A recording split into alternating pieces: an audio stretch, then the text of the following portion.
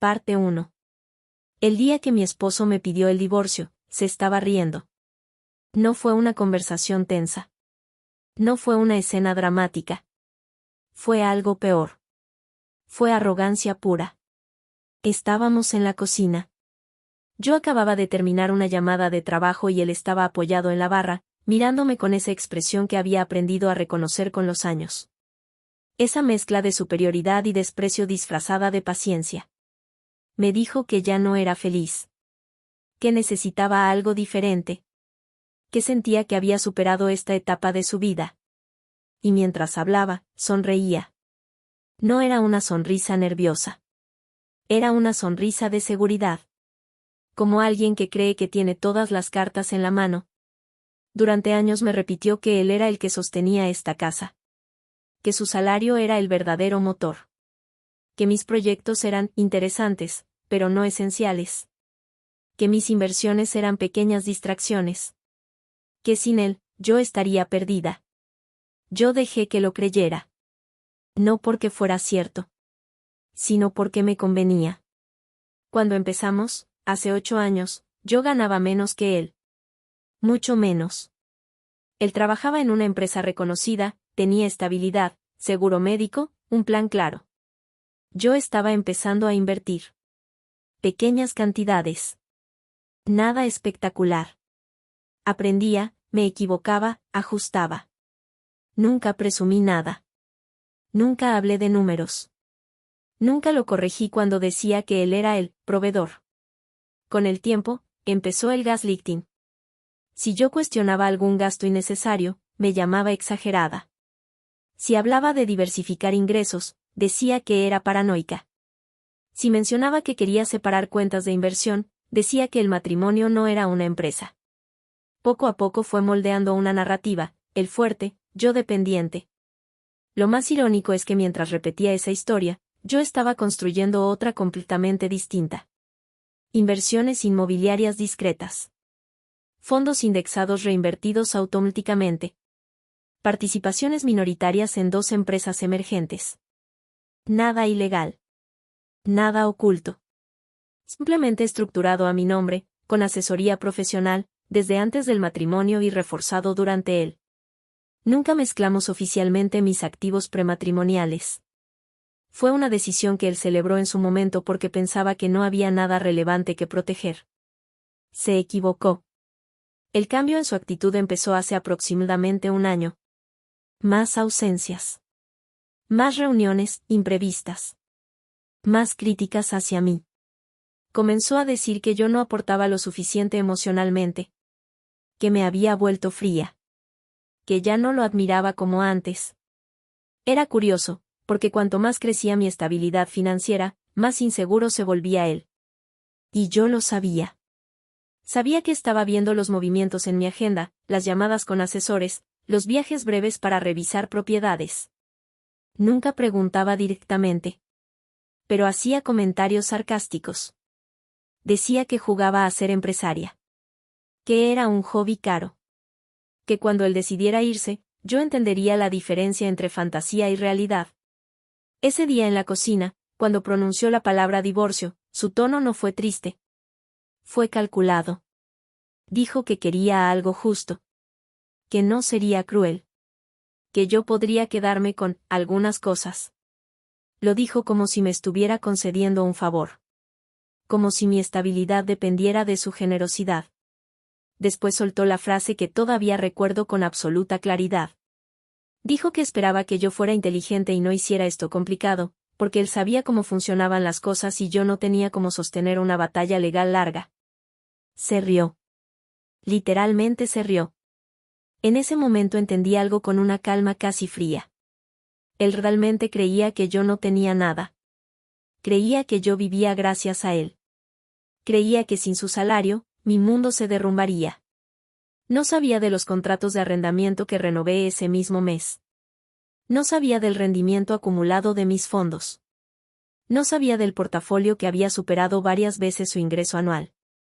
No sabía que mis asesores financieros llevaban años recomendándome blindaje patrimonial. No sabía que cada documento estaba en regla. Y lo más importante, No sabía que yo ya sospechaba su infidelidad desde hacía meses. Había visto cambios sutiles. Transferencias pequeñas pero constantes. Gastos que no coincidían con su agenda laboral. Nunca lo confronté. Esperé. Observé. Documenté. Porque si algo aprendí durante estos años es que la arrogancia hace ruido, pero la estrategia trabaja en silencio. Cuando terminó su discurso, esperaba lágrimas. Esperaba pánico. Esperaba súplica. Yo simplemente asentí. Le dije que si quería divorcio, lo tendríamos. Su sonrisa se amplió. No entendía que en ese mismo instante acababa de cometer el peor error financiero de su vida. Y todavía no sabía lo que estaba a punto de descubrir. Parte 2. Esa misma noche no lloré. No hice una escena. No llamé a mis amigas. Me senté en el estudio, abrí mi computadora y empecé a hacer algo que llevaba meses preparando en silencio. Ordenar. Durante el último año había estado archivando capturas de pantalla, estados de cuenta, movimientos bancarios, correos electrónicos. No porque quisiera divorciarme, sino porque algo en su comportamiento me gritaba que debía estar lista. Las transferencias pequeñas comenzaron como detalles insignificantes. Cenas que no cuadraban con su agenda. Regalos que nunca llegaron a la casa. Pagos en hoteles en días que supuestamente estaba en conferencias corporativas. Al principio intenté convencerme de que exageraba. Después dejé de hacerlo. No lo confronté porque entendí que la confrontación temprana solo lo haría más cuidadoso. Y si él estaba construyendo algo fuera del matrimonio, yo necesitaba saber hasta dónde llegaba. Descubrí que la infidelidad no era reciente. Llevaba al menos 10 meses. 10 meses en los que me criticaba por no ser suficientemente afectuosa. 10 meses en los que insinuaba que yo no aportaba lo suficiente. 10 meses en los que planeaba su salida mientras construía la narrativa de que yo dependía de él. Lo que más me impactó no fue el engaño romántico. Fue el financiero. Había comenzado a mover dinero hacia una cuenta que yo desconocía. No cantidades gigantescas, pero sí constantes. Como si estuviera preparando un colchón para cuando decidiera irse. Y mientras tanto, repetía que él pagaba todo. Que yo debía estar agradecida. Que sin él, no podría sostener el estilo de vida al que me había acostumbrado. Lo que no sabía era que ese estilo de vida lo estaba pagando yo en mayor proporción desde hacía años. Mi sueldo formal siempre fue menor que el suyo. Eso era verdad. Pero mis ingresos pasivos no pasaban por la cuenta conjunta. Y él jamás preguntó. Nunca mostró interés real en entender mis inversiones. Las desestimaba. Las reducía a caprichos. Eso jugó a mi favor. Al día siguiente del anuncio del divorcio, su actitud cambió ligeramente. Ya no era solo arrogancia. Era condescendencia. Comenzó a hablar de acuerdos amistosos. Sugirió que podríamos evitar abogados costosos si yo aceptaba algo razonable. Lo razonable, según él, era que me quedara con el automóvil más antiguo y algunos muebles. Dijo que la casa, al estar mayormente pagada con su salario, debía quedarse en sus manos. Lo dijo con una calma casi didáctica, como si me estuviera explicando algo obvio a alguien que no entiende cómo funciona el mundo real. Intentó instalar la idea de que pelear sería inútil para mí. Que él tenía mejores contactos. Que conocía abogados más experimentados. Que un proceso largo solo me desgastaría económicamente. Escuché todo. Sin interrumpir. Sin corregir. Porque cuanto más hablaba, más claro quedaba que realmente creía que yo no tenía respaldo. Esa semana tuve una reunión privada con mi asesora financiera. No era la primera vez que hablábamos sobre blindaje patrimonial. Pero sí fue la primera vez que la conversación giró explícitamente hacia un divorcio inminente. Revisamos cada activo. Cada propiedad. Cada inversión estructurada antes y durante el matrimonio. Todo estaba documentado. Todo tenía trazabilidad. Nada estaba mezclado de forma imprudente. También contacté a un abogado especializado en derecho familiar y patrimonial complejo. No uno recomendado por amigos. Uno con experiencia en casos donde una de las partes subestima gravemente a la otra. le entregué toda la información. No solo sobre mis activos. También sobre las transferencias sospechosas de él. Sobre la cuenta paralela. Sobre los gastos que no coincidían con su versión oficial. Su expresión fue seria. Me explicó que, si él estaba ocultando activos o desviando fondos con intención de perjudicar el proceso, eso podría tener consecuencias importantes. No solo en la división patrimonial. También en el ámbito fiscal. Esa palabra quedó flotando en el aire. Fiscal. Hasta ese momento yo solo pensaba en equidad. Pero empecé a comprender que su estrategia podía volverse en su contra de formas mucho más profundas. Mientras yo preparaba mi defensa en silencio, él seguía actuando como ganador. Le contó a algunos amigos en común que el divorcio era inevitable porque yo no estaba a su nivel. Insinuó que yo me quedaría con poco porque nunca aporté lo suficiente. Subestimó dos cosas. Mi paciencia. Y mi capacidad de planificación. El viernes de esa semana ocurrió la primera confrontación real. No fue física todavía. Fue verbal, pero cargada de algo más oscuro. Me exigió acceso inmediato a mis estados de cuenta personales. Dijo que necesitaba transparencia. Le recordé que siempre tuvimos cuentas separadas además de la conjunta. Su tono cambió. Dijo que como su esposa tenía derecho a saberlo todo. Era curioso. Durante años despreció mis números. Ahora quería revisarlos.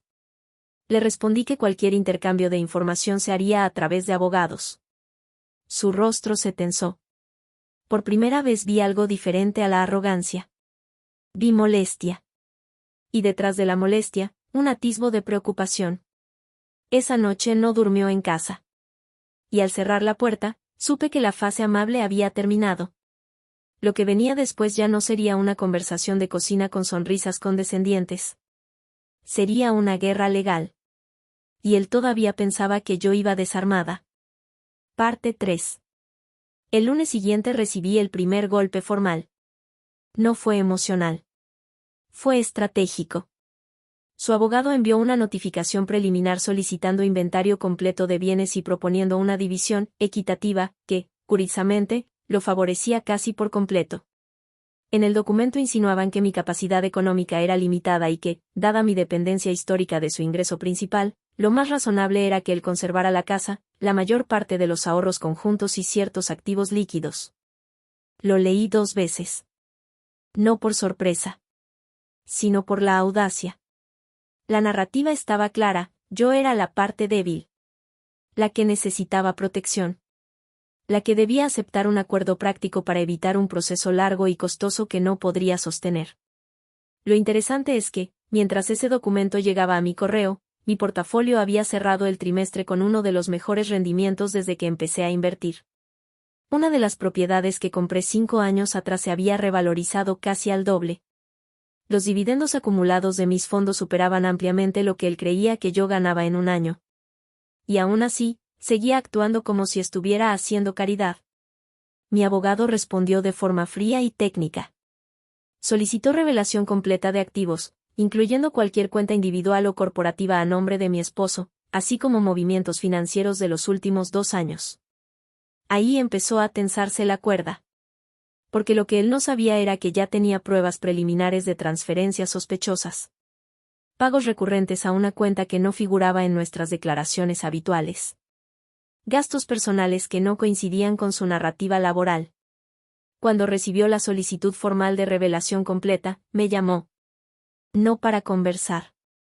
Para intimidar. Me dijo que estaba exagerando. Que no necesitábamos convertir esto en un escándalo. Que él solo quería cerrar el capítulo con dignidad. Le respondí que la dignidad empieza con transparencia. Colgó. Esa misma semana intentó algo que no esperaba. Acudió personalmente a una de las propiedades que yo alquilaba, intentando hablar con el administrador para obtener información contractual.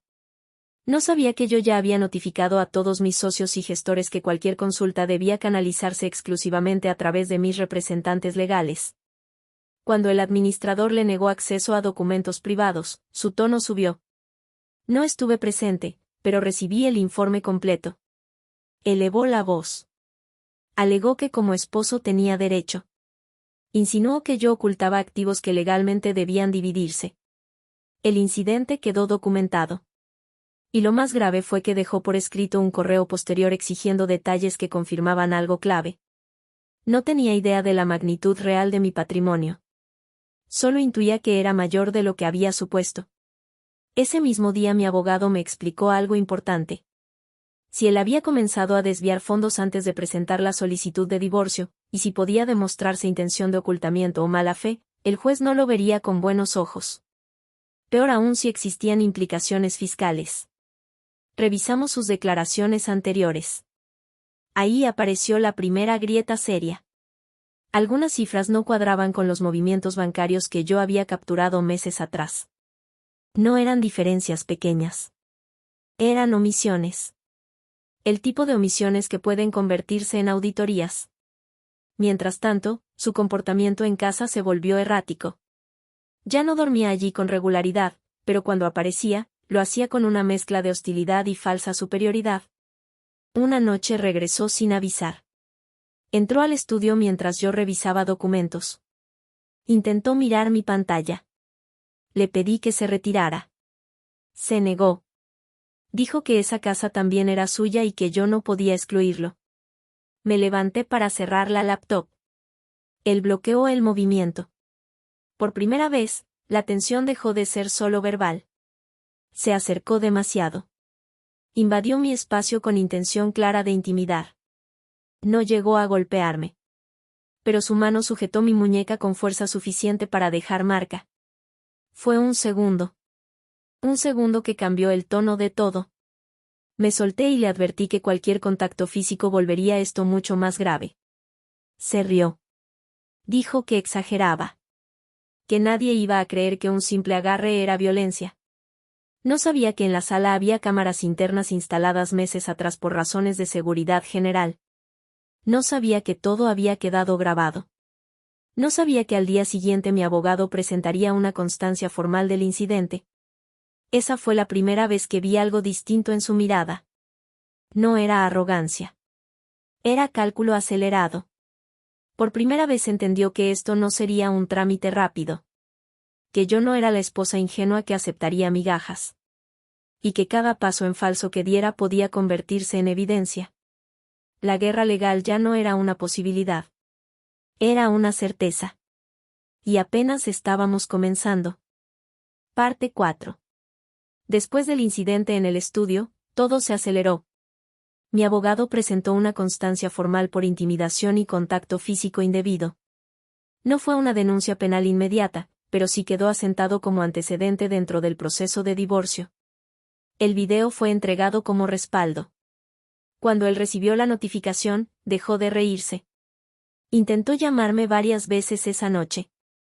No respondí. A la mañana siguiente apareció en la casa sin avisar. Ya no con arrogancia relajada, sino con tensión evidente. Exigió hablar, como adultos. Dijo que yo estaba exagerando, que el video no probaba nada, que solo había sido un momento de frustración. Lo escuché desde la puerta, sin invitarlo a entrar. Le recordé que cualquier conversación debía pasar por abogados. Fue ahí cuando perdió el control por primera vez. Golpeó la puerta. No lo suficientemente fuerte como para romperla. Pero sí lo suficiente como para que el vecino saliera al pasillo. Ese pequeño detalle fue clave. Testigo. Presencia externa. Registro. Se fue antes de que la situación escalara más, pero el daño ya estaba hecho. Mi abogado recomendó solicitar una medida preventiva de distanciamiento parcial durante el proceso. No era una orden de restricción absoluta, pero sí limitaba visitas no programadas y contacto directo. Cuando el juez la concedió de forma provisional, su narrativa comenzó a fracturarse. Ya no era el esposo tranquilo buscando un acuerdo razonable. Era el hombre que necesitaba límites formales. Mientras tanto, el intercambio financiero obligatorio avanzaba. Fue entonces cuando apareció la segunda bomba. Su declaración de activos omitía una cuenta que yo ya conocía. No solo la omitía. La negaba implícitamente. Afirmaba bajo declaración jurada que no existían otras cuentas relevantes fuera de las declaradas. Mi abogado solicitó una revisión cruzada con los movimientos detectados previamente. Las cifras eran claras. Transferencias sistemáticas durante 10 meses. Montos suficientes para levantar sospechas de intención. No eran simples gastos personales. Era acumulación. Reserva estratégica. Cuando recibió la solicitud formal de explicación, su equipo legal respondió con evasivas. Hablaron de errores administrativos. De confusión contable. De cuentas antiguas olvidadas. Pero la trazabilidad bancaria no deja espacio para confusión cuando los depósitos son recientes y constantes. La atención empezó a trasladarse a su entorno laboral. Porque algunas transferencias provenían directamente de bonificaciones corporativas que, según sus declaraciones fiscales, no figuraban completas.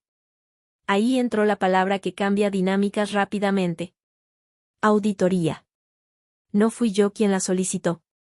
Fue el mecanismo automático que se activa cuando hay inconsistencias significativas en documentación oficial dentro de un proceso judicial. De pronto, su seguridad empezó a desmoronarse. Recibí un mensaje suyo, no agresivo esta vez. Nervioso. Decía que podíamos llegar a un acuerdo privado. Que no tenía sentido arruinar nuestras vidas por orgullo. Que estaba dispuesto a ser generoso. Generoso. Después de intentar dejarme sin casa. Después de sujetarme la muñeca. Después de desviar dinero. No respondí. Mi abogado lo hizo. Propuso continuar con la revelación completa y dejar que el juez evaluara la conducta de ambas partes. Fue en ese punto cuando él tomó la peor decisión de todas. Intentó presionar físicamente para recuperar control. Una tarde, violando la medida provisional de distanciamiento parcial, apareció en el estacionamiento de una de mis propiedades cuando yo salía de una reunión con el administrador. No gritó. No hizo escándalo público. Se acercó demasiado otra vez. Dijo que estaba perdiendo paciencia. Que si seguía por ese camino, me arrepentiría. Que podía hacer que el proceso fuera mucho más incómodo para mí. Su tono no era alto. Era bajo. Tenso. Amenazante. Y estaba demasiado cerca. Le pedí que retrocediera. No lo hizo. Intentó tomar mi brazo nuevamente. Esta vez reaccioné antes. Di un paso atrás y saqué el teléfono. No para grabarlo. Para llamar directamente a mi abogado frente a él. Le informé en voz alta que estaba incumpliendo la medida judicial. Fue suficiente. Se alejó. Pero ya era tarde. Había cámaras en el estacionamiento. El administrador había salido al escuchar la discusión. Otro registro. Otro testigo.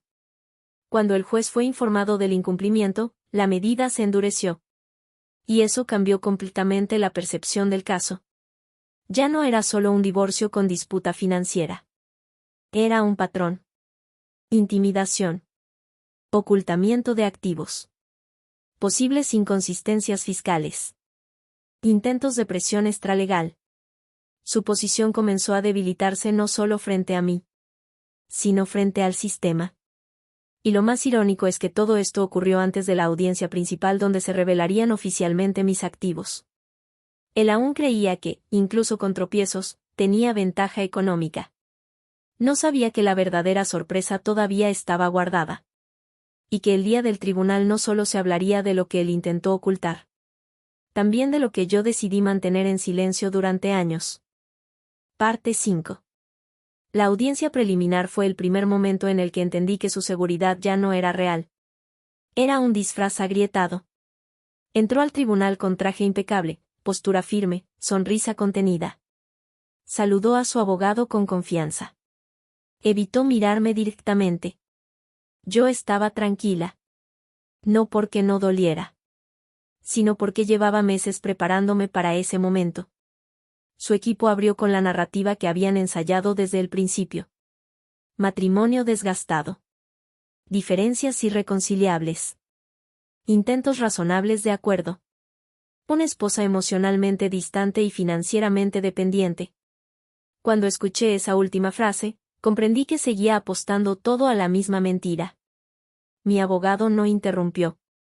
Dejó que terminaran. Luego solicitó formalmente la incorporación de evidencia adicional, registros bancarios, omisiones en declaración jurada, incumplimiento de medida provisional y documentación sobre transferencias no reportadas. El ambiente cambió. Ya no era una discusión de bienes muebles y porcentajes. Era credibilidad. El juez pidió claridad sobre las cuentas omitidas. Su abogado habló de error administrativo nuevamente. El juez pidió documentación completa. No la tenían. Ahí apareció la primera señal visible de nerviosismo en su rostro. No fue un colapso. Fue una tensión sutil en la mandíbula. La audiencia se reprogramó para revisión financiera ampliada. Eso significaba análisis profundo de movimientos, declaraciones fiscales y activos individuales. Salimos del tribunal sin resolución final. Pero el daño ya estaba en proceso. Ese mismo día recibí una notificación indirecta. Su empresa había sido contactada para verificación de ciertos pagos variables vinculados a su declaración patrimonial. No era una acusación formal. Era un procedimiento estándar. Pero en entornos corporativos, la palabra investigación pesa. Esa noche volvió a intentar contactarme. No con amenazas. Con desesperación controlada. Dijo que el juez estaba exagerando. Que su abogado resolvería las inconsistencias. Que no necesitábamos seguir por ese camino. No respondí. 2 días después ocurrió la confrontación más explosiva hasta ese momento. Violó nuevamente el distanciamiento. Apareció en la casa mientras yo estaba sola. Tenía llaves antiguas que aún no había entregado formalmente.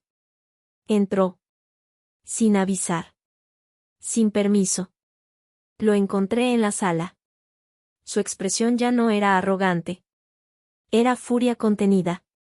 Dijo que yo estaba arruinando su carrera. Que nunca imaginó que sería capaz de hacerle algo así. Le recordé que yo no desvié dinero. Yo no mentí bajo declaración jurada. Yo no intenté intimidar. Se acercó demasiado rápido. Esta vez no fue solo un agarre. Fue un empujón. No lo suficientemente fuerte como para lanzarme al suelo violentamente, pero sí lo suficiente para hacerme perder el equilibrio contra la mesa lateral. El golpe no fue grave. Pero el sonido fue seco. Y quedó registrado. Las cámaras internas seguían activas. Intentó retroceder al darse cuenta. Intentó convertirlo en discusión verbal. Pero ya era tarde. Llamé a la policía. No grité. No lloré. Simplemente informé que estaba incumpliendo una medida judicial y que había contacto físico. Cuando los oficiales llegaron, su seguridad desapareció por completo. Intentó minimizarlo. Hablar de malentendido. Pero el reporte quedó hecho. Y esa constancia cambió todo. Mi abogado solicitó ampliación de la medida de protección y presentó el nuevo incidente ante el juez. A partir de ese momento, el caso dejó de ser solo financiero. Se convirtió en un asunto de conducta. Y la conducta pesa. Especialmente cuando hay evidencia repetida. Su empresa fue informada formalmente de que existía un proceso judicial con posible implicación de conducta impropia. No lo despidieron de inmediato. Pero iniciaron revisión interna. La presión se acumulaba en todos los frentes. Financiero. Legal. Profesional. Reputacional. Y lo más impactante es que aún no sabía cuánto patrimonio mío estaba a punto de revelarse en la audiencia principal. Seguía creyendo que, aun con errores, la balanza económica lo favorecía. No entendía que el verdadero terremoto no sería lo que él ocultó, sino lo que yo decidí mostrar. Y cuando eso ocurriera, la risa con la que empezó todo desaparecería para siempre. Parte 6. La revisión financiera ampliada tardó semanas. Semanas en las que su mundo empezó a encogerse. Su empresa abrió una investigación interna por posibles inconsistencias en declaraciones de bonificaciones. No lo suspendieron públicamente, pero lo apartaron temporalmente de ciertos proyectos sensibles mientras aclaraban cifras. Ese tipo de movimientos no pasan desapercibidos en entornos corporativos. Los rumores comenzaron. Yo no tuve que hacer nada. El proceso avanzaba solo. Mientras tanto, la auditoría judicial detectó algo más serio que simples omisiones. Parte del dinero transferido a su cuenta paralela había salido de fondos que, por régimen matrimonial, debían considerarse compartidos hasta su correcta división. Eso significaba una posible intención de diluir activos antes del divorcio. La palabra clave cambió de error a mala fe. Y cuando en un proceso de divorcio se prueba mala fe, las decisiones del juez pueden inclinarse de forma drástica. Su abogado pidió negociación privada urgente. Propusieron un acuerdo acelerado. Él conservaría ciertos activos, yo otros, y cerraríamos sin seguir exponiendo detalles financieros. Por primera vez, no sonaba dominante. Sonaba ansioso. Mi abogado me preguntó si quería considerar. Le dije que no. No después del empujón. No después del intento de intimidación repetido. No después de mentir bajo juramento. La audiencia principal se fijó finalmente. El día que entré al tribunal sabía que ese sería el punto de quiebre. Él llegó visiblemente más delgado. Más tenso. Sin sonrisa. La sesión comenzó revisando las inconsistencias detectadas en sus declaraciones. El juez fue directo. Preguntó por la cuenta omitida. Preguntó por las transferencias. Preguntó por el incumplimiento de la medida de distanciamiento. No hubo evasivas elegantes esta vez. Solo respuestas incompletas. Y entonces llegó el momento que él jamás anticipó. La revelación de mi patrimonio. Mi abogado solicitó incorporar la documentación completa de mis activos prematrimoniales y posteriores. Propiedades. Contratos de arrendamiento vigentes. Portafolio de inversión con rendimiento histórico. Participaciones empresariales minoritarias con valuación actualizada. Fondos estructurados legalmente bajo asesoría profesional. El silencio en la sala fue real. No teatral. Real. El juez revisó cifras. Pidió confirmación de fechas de adquisición. Todas anteriores o correctamente documentadas durante el matrimonio bajo separación estructurada. Mi patrimonio neto superaba ampliamente el suyo. No por poco. Por un margen que cambiaba completamente la narrativa de dependencia. Vi su expresión transformarse. No fue rabia inmediata. Fue desconcierto absoluto. Como si estuviera intentando recalcular mentalmente los últimos 8 años. El hombre que me llamó dependiente. El que se rió en la cocina. El que insinuó que no podría sostener una batalla legal. Estaba sentado frente a documentos que demostraban que yo no solo podía sostenerla. Podía financiarla sin esfuerzo. El juez preguntó directamente si él tenía conocimiento de estos activos. Su abogado respondió que no en su totalidad. Esa respuesta, lejos de beneficiarlo, reforzó algo importante. Nunca mostró interés real en entender mi capacidad económica. Solo asumió inferioridad. El contraste fue devastador para su credibilidad. Y entonces llegó el golpe final de esa sesión. La auditoría preliminar sugería posibles implicaciones fiscales por discrepancias en declaración de ingresos variables. No era sentencia. Pero sí suficiente para activar revisión externa. Su rostro perdió color. Porque mientras yo demostraba transparencia total, él enfrentaba cuestionamientos formales. La audiencia cerró con una frase del juez que marcó el rumbo. La división patrimonial consideraría no solo activos declarados, sino conducta procesal y buena fe de las partes. Conducta. Buena fe. Dos conceptos que en ese momento jugaban completamente en su contra. Salimos del tribunal sin sentencia definitiva aún. Pero la balanza ya no estaba inclinada. Estaba volcada. Y por primera vez desde que pronunció la palabra divorcio, él no se atrevió a mirarme. Parte 7. Después de la audiencia principal, su mundo empezó a desmoronarse en capas. No fue un colapso inmediato. Fue progresivo. Y eso lo hizo más cruel. Su empresa concluyó la revisión interna semanas después. No encontraron delito corporativo directo, pero sí inconsistencias en la declaración de ciertos bonos y movimientos paralelos que violaban políticas internas de transparencia financiera. No lo despidieron públicamente. Pero lo degradaron. Le retiraron acceso a proyectos estratégicos. Redujeron su posición. En su entorno profesional, eso es una sentencia silenciosa. Los rumores dejaron de ser rumores. Se convirtieron en distancia. Mientras tanto, la revisión fiscal externa avanzaba. No porque yo la impulsara, sino porque cuando un tribunal detecta discrepancias formales bajo juramento, el sistema sigue su curso. Recibió notificación oficial de revisión tributaria. Eso implicaba abogados adicionales. Contadores forenses. Tiempo. Dinero. Mucho dinero. Su estrategia cambió por completo. De arrogancia a contención de daños. Intentó nuevamente negociar. Esta vez con términos muy distintos. Ofreció ceder la casa. Ofreció asumir mayor porcentaje de deuda conjunta. Ofreció cerrar rápido. Pero ya no se trataba solo de bienes. Se trataba de responsabilidad. Mi abogado solicitó formalmente que el juez considerara su mala fe procesal y los incidentes de intimidación al momento de dictar resolución patrimonial. La conducta pesa. Especialmente cuando está documentada en más de una ocasión. En paralelo, ocurrió algo que no esperaba.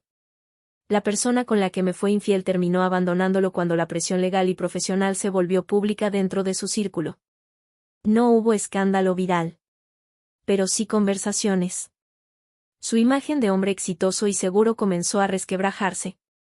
Y sin ese espejo que reforzara su ego, se volvió impredecible. La última confrontación ocurrió en un pasillo del tribunal, después de una audiencia técnica. No hubo contacto físico esta vez. Había aprendido que las cámaras no estaban de su lado. Pero sí hubo algo más crudo. Me dijo en voz baja que nunca pensó que yo sería capaz de destruirlo así. Esa palabra me quedó resonando. Destruir. Yo no desvié fondos. Yo no mentí bajo juramento. Yo no empujé primero. Yo no incumplí medidas judiciales. Simplemente me defendí. Esa distorsión de responsabilidad fue lo que más me confirmó que no había vuelta atrás. La siguiente audiencia sería la decisiva. La de resolución patrimonial final. Mi abogado era claro. Con la evidencia de ocultamiento parcial, intimidación documentada y conducta procesal cuestionable, el juez tenía margen para inclinar la división en mi favor. No por venganza. Por equidad correctiva. Mientras tanto, sus gastos legales se acumulaban. Abogados corporativos. Abogados fiscales. Abogados familiares. Honorarios periciales. Auditorías. Intereses. Lo que comenzó como un divorcio que él creyó rápido y sencillo se había convertido en una sangría económica. Y lo más irónico es que si hubiera sido honesto desde el principio, si no hubiera intentado intimidar, si no hubiera subestimado mi capacidad, probablemente el resultado habría sido menos severo. Pero eligió arrogancia. Eligió manipulación. Eligió presión. Y ahora enfrentaba las consecuencias en todos los frentes. Yo, en cambio, seguía con mi vida. Revisando contratos. Renovando arrendamientos. Reinvirtiendo dividendos. Mi estabilidad no solo no se debilitó. Se fortaleció. Porque cada intento suyo de control terminó consolidando mi posición. La fecha de la sentencia final se fijó para el mes siguiente. Y por primera vez desde que todo comenzó, no sentí ansiedad. Sentí cierre. Sabía que ese día no solo se dividirían bienes. Se dividirían narrativas. La del hombre que creyó que podía reírse en mi cara sin consecuencias. Y la de la mujer que decidió no volver a ser subestimada jamás. Parte 8. El día de la sentencia llegó sin dramatismos externos. No hubo prensa. No hubo público. Solo abogados, documentos y un hombre que ya no parecía seguro de nada. Yo llegué con la misma serenidad que había construido durante meses. No era frialdad. Era claridad. El juez comenzó repasando los puntos clave. Omisión de activos en declaración jurada. Transferencias previas a la solicitud de divorcio. Incumplimiento de medida de distanciamiento. Incidente físico documentado. Conducta procesal de ambas partes. Luego pasó a la división patrimonial. Reconoció formalmente que mis inversiones estaban correctamente documentadas como bienes protegidos por estructura legal previa y administración transparente. No hubo discusión sobre eso. Mi patrimonio quedó intacto. Después abordó los activos sujetos a división. Y ahí fue donde la mala fe empezó a pesar. Determinó que las transferencias realizadas por él antes del proceso serían reintegradas al cálculo global. Ordenó compensación económica adicional a mi favor por conducta procesal inapropiada y costos derivados del incumplimiento judicial. También dictó que él asumiría un porcentaje significativamente mayor de las deudas conjuntas debido a su intento de ocultamiento. No fue una aniquilación financiera. Fue algo más preciso. Fue una redistribución correctiva. Pero el golpe real vino después. El juez dejó constancia escrita de su conducta intimidatoria y de la existencia de evidencia audiovisual del empujón. Eso no solo impactaba el divorcio. Impactaba cualquier proceso posterior. Custodia futura si existiera. Demandas civiles. Evaluaciones profesionales. Quedaba registrado. De manera permanente. Cuando terminó la lectura, no hubo reacción explosiva. No gritó. No protestó. No discutió. Se quedó inmóvil. Como si recién entendiera que el divorcio no era una jugada de poder. Era un proceso legal con consecuencias reales. Al salir del tribunal, su abogado intentó acercarse para revisar plazos de cumplimiento. Mi abogado respondió por mí. Yo no tenía nada más que decirle. Las semanas siguientes confirmaron lo inevitable. La revisión fiscal avanzó formalmente. No hubo cárcel. Pero sí multas. Ajustes retroactivos. Intereses. Penalizaciones. Su situación financiera, combinada con honorarios legales acumulados y reducción de ingresos por su degradación profesional, lo colocó en un escenario que jamás anticipó. Endeudamiento estructural. Venta apresurada de activos personales. Refinanciación en condiciones desfavorables. Lo que comenzó como un intento de posicionarse dominante terminó convirtiéndose en una reconstrucción obligatoria desde abajo. Yo, en cambio, cerré el proceso sin perder un solo activo clave. Mis propiedades siguieron generando renta. Mi portafolio siguió creciendo. Mi empresa mantuvo estabilidad. Y lo más importante, recuperé algo que no aparece en balances financieros. Mi dignidad. Hubo un último intento suyo de contacto meses después. No para amenazar. No para negociar. Solo para decir que nunca imaginó que terminaría así. Yo tampoco lo imaginé. Pero entendí algo fundamental. Las personas que creen que pueden manipular, minimizar y humillar sin consecuencias suelen confundir paciencia con debilidad. Y cuando finalmente enfrentan límites reales, lo llaman destrucción. Yo lo llamo justicia. Ahora te pregunto algo. Si alguien se hubiera reído en tu cara, asegurando que no tenías nada, que no eras capaz, que dependías completamente de él, y después intentara ocultar dinero, intimidarte físicamente y manipular el sistema para dejarte vulnerable, ¿habrías negociado en silencio? ¿O habrías llevado el proceso hasta el final como lo hice yo? Porque la diferencia entre soportar y actuar cambia por completo el desenlace. Y a veces, la verdadera riqueza no es el patrimonio que ocultas. Es la fortaleza que nadie vio venir. Parte 9. La sentencia no fue el final inmediato. Fue el inicio de las consecuencias reales. Los plazos de cumplimiento comenzaron a correr. Tenía que reintegrar montos, asumir deudas redistribuidas y cubrir costos legales adicionales fijados por el tribunal. No eran cifras simbólicas.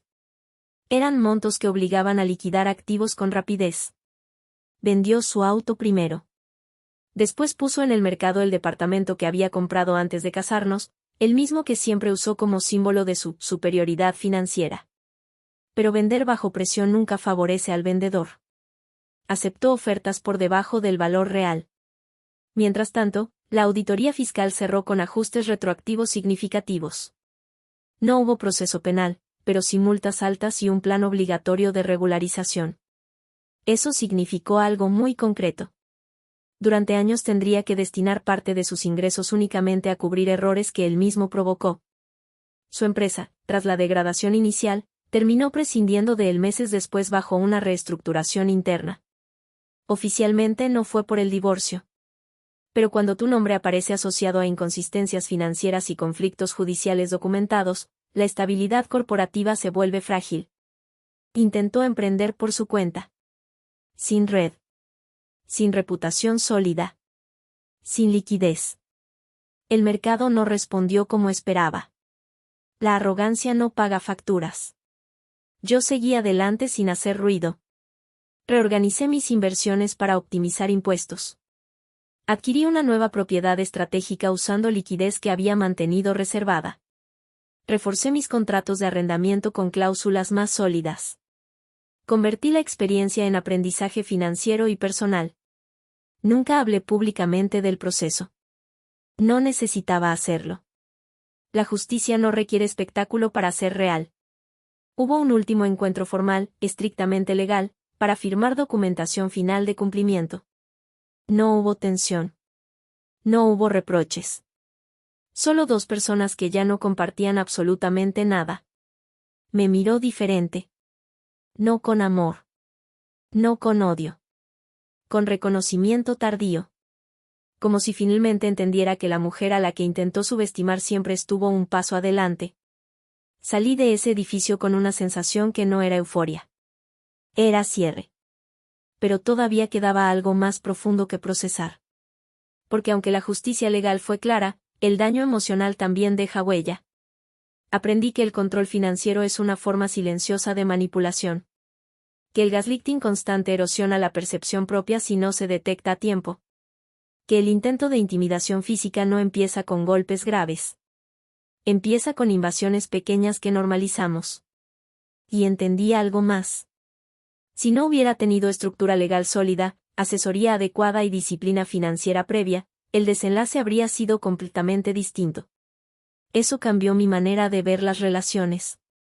No desde el miedo. Desde la conciencia. Y ahora quiero preguntarte algo antes de cerrar esta historia en la siguiente parte. Si descubrieras que tu pareja está ocultando dinero antes de un divorcio. Si además intentara manipularte emocionalmente y luego cruzara la línea con un empujón. Si se riera asegurando que no tienes nada y que dependes completamente de él. ¿Buscarías protegerte legalmente de inmediato? ¿O intentarías salvar algo que ya está roto? A veces creemos que el amor compensa todo. Pero cuando la integridad se rompe, lo único que queda es decidir si te quedas en el papel de víctima. O si tomas el control antes de que sea demasiado tarde. En la siguiente parte te contaré cómo terminó definitivamente esta historia. Y por qué, aunque él pidió el divorcio riéndose, fue el juez quien terminó cerrando la puerta de la forma más contundente posible. Parte 10. El cierre definitivo no fue un grito. Fue un documento. Un sello. Una firma que marcó el final legal de algo que emocionalmente había terminado mucho antes. La resolución final quedó firme tras vencer los plazos de apelación. Él intentó evaluar esa opción, pero su propio equipo legal le fue claro, las probabilidades eran mínimas y los costos altísimos. Apelar significaba seguir acumulando honorarios mientras su situación financiera ya estaba comprometida. No lo hizo. Aceptó. Cumplió con el calendario de pagos impuesto por el tribunal. No porque quisiera. Porque no tenía alternativa. La compensación económica adicional que el juez ordenó a mi favor se ejecutó sin retrasos. Las transferencias se realizaron bajo supervisión legal. Cada monto quedó registrado. Lo que alguna vez fue arrogancia terminó convertido en obligación. Con el paso de los meses, su realidad se ajustó a un nuevo estándar. Vivienda más pequeña. Estilo de vida reducido. Reputación reconstruyéndose lentamente, pero sin el brillo anterior. Las multas fiscales siguieron su curso. Las deudas refinanciadas también. Nada de eso fue exagerado. Fue consecuencia directa de decisiones concretas. Yo no celebré su caída. Celebré mi estabilidad. Reinvertí la compensación recibida. Fortalecí mi portafolio con activos más conservadores y estratégicos. Consolidé una reserva aún más sólida. pero, sobre todo, recuperé algo que no tiene evaluación contable. Mi voz. Durante años acepté comentarios sutiles que minimizaban mis logros. Acepté bromas disfrazadas de superioridad. Acepté que me explicaran mis propias finanzas como si no las entendiera. Hasta que dejó de ser tolerable. El empujón fue el punto de no retorno. No por la fuerza, sino por lo que representaba. Cruzar esa línea reveló quién era realmente cuando perdía el control. Y ahí entendí que el divorcio no era una derrota. Era una liberación. Meses después, cuando ya todo estaba legalmente cerrado, recibí un mensaje inesperado. No pedía volver. No pedía dinero. Solo decía que nunca imaginó que yo tuviera tanto. Que nunca imaginó que estuviera preparada. Que pensó que siempre dependería de él. No respondí. Porque esa confesión tardía no cambiaba nada. La lección ya estaba aprendida. Subestimar a alguien puede parecer inofensivo cuando tienes el control. Pero cuando ese control se rompe, la realidad puede ser brutal. Hoy vivo tranquila. Mis inversiones siguen creciendo. Mi patrimonio sigue protegido. Mi vida ya no depende de la validación ni del miedo a perder estabilidad. Y si algo me dejó todo esto, fue claridad. La justicia no siempre es espectacular. A veces es silenciosa. A veces es un juez leyendo cifras en voz alta mientras la persona que se rió en tu cara entiende que se equivocó por completo. Ahora quiero preguntarte algo directamente. Si tu pareja pidiera el divorcio riéndose, convencida de que no tienes nada. Si intentara ocultar dinero antes de dividir bienes. Si te empujara cuando pierde el control. ¿Negociarías para evitar conflicto? ¿O llevarías el proceso hasta el final aunque eso significara exponer todo? ¿Hasta dónde permitirías que te subestimen? Porque muchas veces el verdadero patrimonio no es el dinero que tienes. Es la decisión de no dejar que nadie vuelva a tratarte como si no fueras capaz. Yo elegí no retroceder. Y esa fue la mejor inversión de toda mi vida.